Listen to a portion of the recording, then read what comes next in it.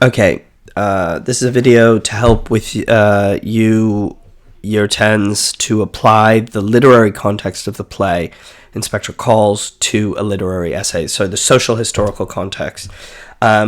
This essay appears in the text of this exemplar booklet, which I've sent on Milk, and if you can't find, could you please get a hold of me? You should join the Google Classroom as a way. I'm going to keep trying to teach and put all the materials up there. And your first essay is on the role of the inspector. So this is to help you a little bit with that. The next video is going to give you a little bit more insight into how to do that. So what we really want to think about is how do we apply context to the play? So I'm going to start by thinking about the Titanic. The Titanic was this luxury liner, and its main voyage was in 1912, and it was this example of technology. It was the best example of British culture, science, military, literary, everything. This thing represented it. This was a luxury liner that could take people from London via Ireland to New York. And this was going to be just the apotheosis. I don't know the word. It's got lost in me. Like just the best example of British culture, and tragedy of tragedies. Horrific. On its maiden voyage, it hit an iceberg and went down. And so there's a metaphor here. And what is this metaphor? This metaphor could be about how the arrogance of the rich. That's one way of thinking about it. Another way of thinking about this metaphor is actually thinking about the survivors on the Titanic and thinking about class in terms of that. So of the 2,200 passengers, about 1,500 died. But given the lifeboats, about 53% should have survived. So why didn't that happen? Well, the first class passengers, 61% of them survived. A third of the men, almost all the women and children. In standard class, 42% survived. Way less percentage-wise were the men. And here we can interpret that. What were these men doing? How were they helping? Were they professional class? I'm very interested in that figure. And 84% of the women and children. But in third class, steerage, as it's called, only 24% of the passengers survived. That's 12% of the men. Again, what were those men doing? And 55% of the women and less than 1 in 3 of the children survived. And so what you see here really is the way wealth not only benefited luxury, but it actually benefited the people that survived. And this metaphor, if we graph that onto the play, that's really interesting, isn't it? Because what we see is not only the privilege of the rich, of someone like Mr. Burling, but also his ability to insulate himself from problems. Why does Priestley have him say this magnificent achievement, the Titanic, is unsinkable, absolutely unsinkable? Why does he have him note that there's going to be no war with Germany? Nobody wants a war except some half-civilized folks in the Balkans. There's too much at stake. There's nothing to lose and everything to lose and nothing to gain, because there's money to be made. Why would Priestley have this character say this in 1912? Well, that it's really to show how wrong he is. And the dramatic irony, it wouldn't be lost on the audience of the play that everyone would know that he's wrong. And that literary effect is dramatic irony. And what it would get us to do, what Priestley's doing, is mocking Burling and really exposing his privilege and his arrogance.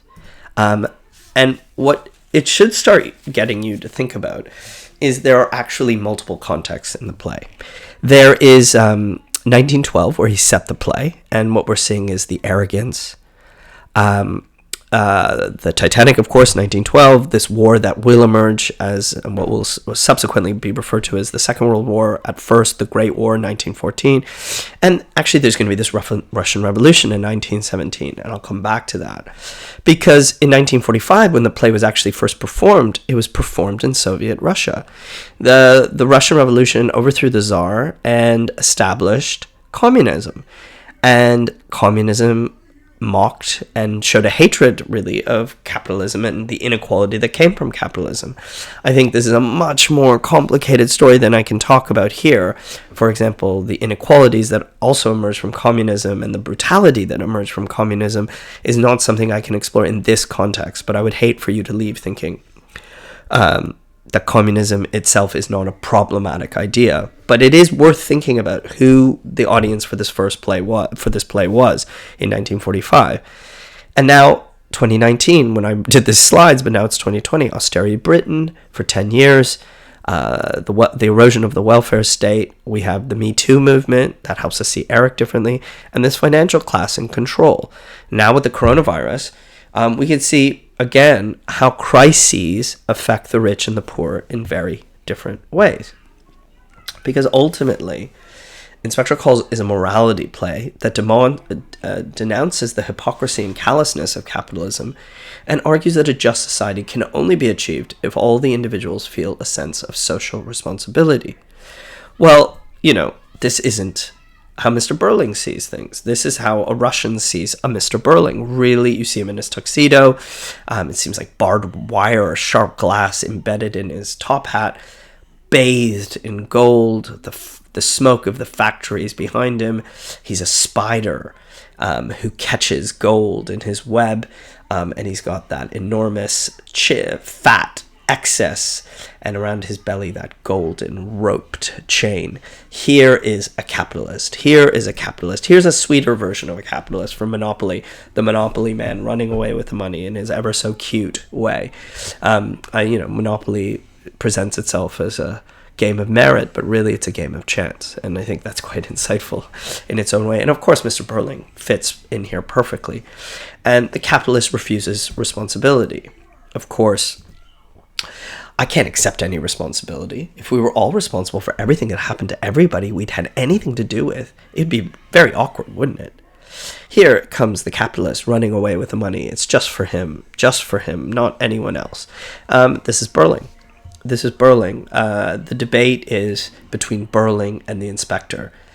Burling believes, like a kind of cartoon capitalist, that it is just him and that he's only responsible for himself and that we are not intertwined.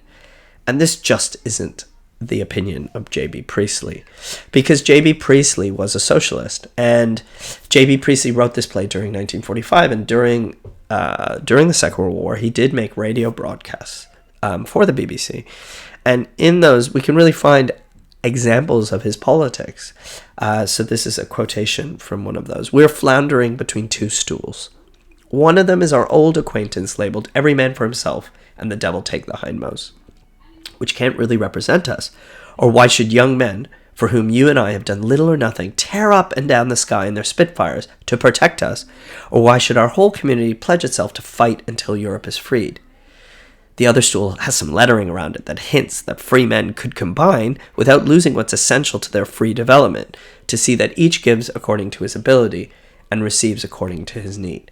That last sentence recalls something said by the economist and philosopher Karl Marx, the idea that we should all give to our ability and get what we need, and that we're in a project where we work together, and that it isn't just about what I can get for myself. Because what he says, and there you see him mocking already the Burling character, because if it was like that, the Second World War doesn't make any sense. Why are these young men killing themselves to fight the Nazis if at the end of the day we're not going to come together and everybody get what they need?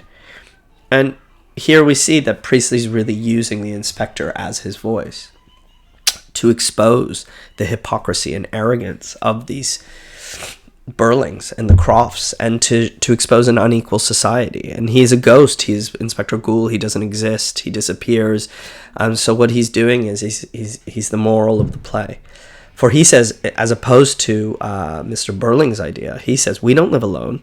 We are members of one body. We're responsible for each other. And I tell you that the time will soon come when if men will not learn that lesson, then they will be taught in fire, blood, and anguish. We don't live alone. Good night." Earlier, he says something like, it's better to ask for the earth than to take it. And here he might be referring to that 1917 Russian Revolution, because the audience would be very familiar with the notion that the arrogance and the brutality of the rich, as expressed in this 1912 culture of the Burlings and the Crofts, is perhaps what led to 2 world wars. And if things aren't going to change, it's going to lead to something more and more brutal. So what we have is essentially a play of ideas, which is a debate between Burling and the inspector. We have differing notions of responsibility. We're all responsible for each other, or we're just responsible for ourselves. And really, again, capitalism and socialism. That's the main context that you need to know for the play. Another way of thinking about the context is to think about the invisible character Ava Smith and how the inspector speaks for her in the way that Priestley perhaps speaks for the thousands and thousands of John Smiths and Eva Smiths. That we never see her, she's imagined, she's treated unfairly in terms of labor, she has no access to money and housing, she's assaulted and made pregnant, she has to beg a charity for help, and ultimately she commits suicide because she can't bring a child into the world. The inspector is exposing an unequal society that would lead to such brutality, to lead to such injustice for an Eva Smith. So all the things we've talked about in terms of context are really worked through this story. Because in 1912, you had limited rights as a woman and as workers. And, she'd be at the whim of a charity. And there's intense income inequality. In 1945, after the war, in England certainly, to recognize the sacrifice of the English, there established a welfare state through the election of a Labour government and the housing benefit, universal education, universal health. And this was paid not through the generosity of the rich, but through taxation and redistribution. And that was a major, major moment to recognize the sacrifice of the English people. But when I did this PowerPoint in 2019, and now I think it's even more interesting to think about in 2020, the financial crash of 2008, 2009 led to a complete transformation of the way the government bailed out the financial sector, and then the austerity inflicted on the poor and vulnerable in this country. And I'd ask you to look into that, to think about, do we actually have a fair society? And now with this virus, we can think about this in a deeper way. How would Ava Smith fare right now? And I think here we see the strength of Inspector Coles, that the rich are insulated from issues in different ways than the poor and the vulnerable. So here we get this fundamental notion of this metaphor. Is Eva Smith the iceberg that is sinking this Burling family? Could the metaphor be a little bit different? That the Titanic sinks, that our society suffers, but this rich family will find its way to escape onto a boat and leave itself? Or is this play a call, an example of something new, of a world that we could say we're looking for something with more justice, more fairness? And you could look at this, and this is in your booklet, and you can look at all the context that's relevant to the play.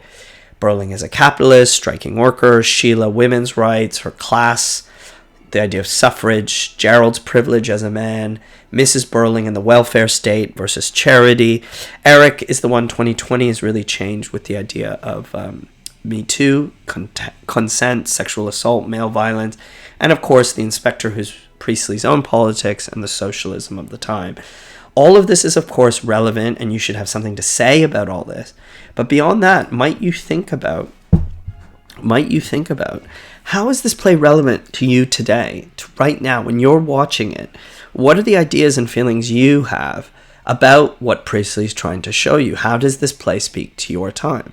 So you have the imagined 1912, you have the real 1945, and then you have another real, which is you, the audience, now in 2020, inspecting the play. When you think about the context in this triple manner, your writing can go a lot further. Okay, so I hope you're joining the Google Classroom. I hope you're studying. I hope you're trying to write your first essay. Please get in touch if you need any more help. Thank you. See ya.